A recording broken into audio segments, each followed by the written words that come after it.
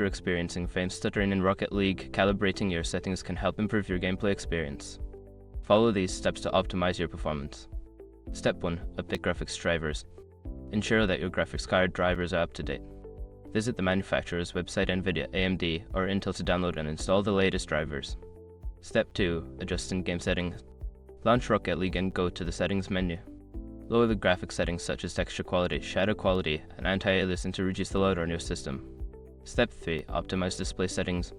Set your display resolution to match your monitor's native resolution. Additionally, enable full screen mode for better performance and disable VSync to reduce input lag. Step 4. Check background applications. Close any unnecessary applications running in the background that may be consuming system resources. This includes web browsers, streaming services, and other games. Step 5. Monitor system performance. Use performance monitoring tools to check your CPU, GPU, and RAM usage while playing. If any component is consistently maxed out, consider upgrading your hardware or further optimizing your settings. By following these steps, you should see an improvement in frame stuttering while playing Rocket League. Enjoy your gaming experience.